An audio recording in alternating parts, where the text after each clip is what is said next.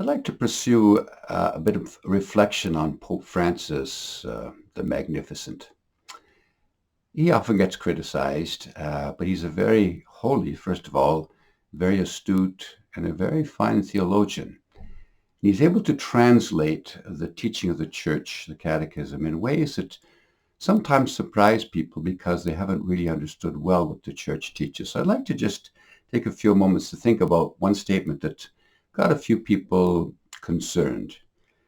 He said in a meeting of a group of young people, different religions, Sikhs, Muslims, Hindus, and so on, he said all religions are pathways to reach God, a little bit like different languages. Well, that got a lot of people pretty nervous because it sounded like he's saying, well, Jesus is not the center of faith. Jesus is not the way, the only way to the Father, and the baptism is not necessary. He didn't say that at all. He didn't say that at all. He did not say, first of all, that all religions are the same, because that's not true. And he would never say something like that. Having studied myself quite a bit of Buddhism, it's not a religion. It's a way of life. And it's not at all like Christianity. Islam is not as well. They recognize Muhammad as a prophet, but they don't see the incarnation. And I could go through them all, but no, to say that all religions are the same is completely false. And the Pope did not say that. He said all religions are pathways to reach God. So all religions are not the same. But what is true is that all human beings are the same in the sense that they have similar aspirations and deepest yearnings. We all are the same. We all cry. We all want to be loved. We all want to be close and known. We're all the same, no matter what country, whatever religion we are. Human beings are the same. Not all religions are the same, but human beings in their aspirations towards God are the same. You might say in their inner structure. Here I'm using language by Pope John Paul II in his doctoral discourse called The Acting Person, which I studied at quite some length years and years ago. And he said the structure of the human person is the same in all of us. And what does he mean by structure? He means that, first of all, there's a yearning for us for truth. I remember at McGill when I was working as a chaplain there, having a debate with a Protestant pastor who was an adept of Michel Foucault. And he was kind of blasting me and said, well, you Catholics always insist that there's such a thing as truth. And there is no such thing as truth. And as I listened to him and he finished, I said, is what you're saying true? And he was smart enough to realize that I just stumped his arguments, because the very fact that you say there is no truth is the fact that the structure of the human person is looking for truth. That's why we're made. So we can't get away from it. So it's that we're searching for truth. We're seeking for goodness. But most important, we have a conscience. We have a conscience, as Aristotle called it, a kind, or the Greeks called it, a kind of a synderesis. Conscience, it seeks out the good and wants to avoid evil. And that's true of everyone. No matter, even those who make bad acts think that in some distorted way they're doing good. And so I think it would be important to read in the Catechism, and I have it with me here, a little bit about the conscience. And I won't read all of it, but 1790 in the conscience, section on conscience, is very important around religious diversity. A human being, this is 1790, a human being must always obey the certain judgment of his conscience. If he were deliberately to act against it, he would condemn himself. So if I don't know anything more than what I know, religiously or otherwise, God expects me to go with what I know. That's the teaching of the Church. Do we have a conscience? Now you think about, if this were not true, we kind of lose sight of some wonderful teachings of the Church. Think of the millions and millions of people who came before the time of Jesus and would never have known him at all.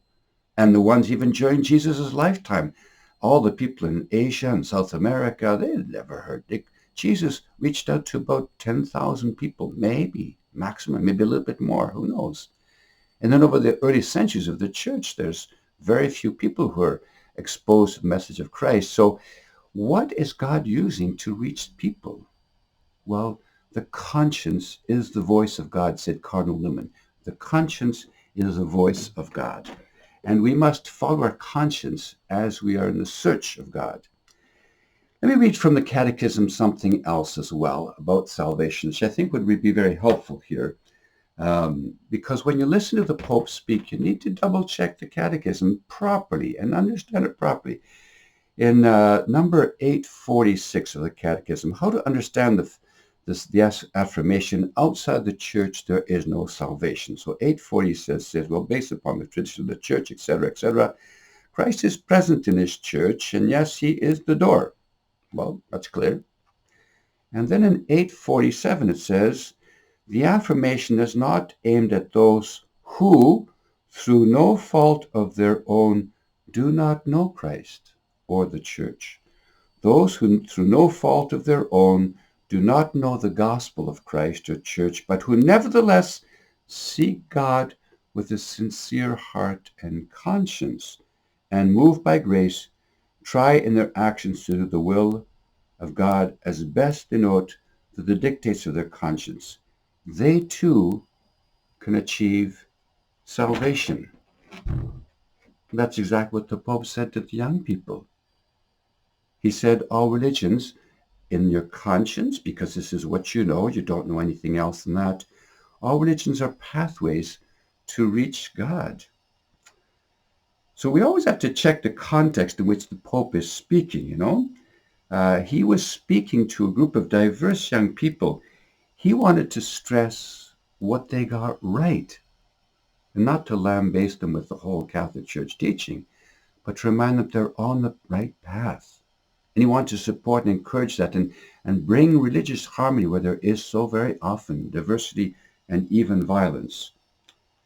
And he even said in Jakarta, in the main mosque of Jakarta in Indonesia, which was a surprise to me, in front of all these Muslim brothers and sisters, he said the Catholics have an obligation to evangelize. He said that right in front of them.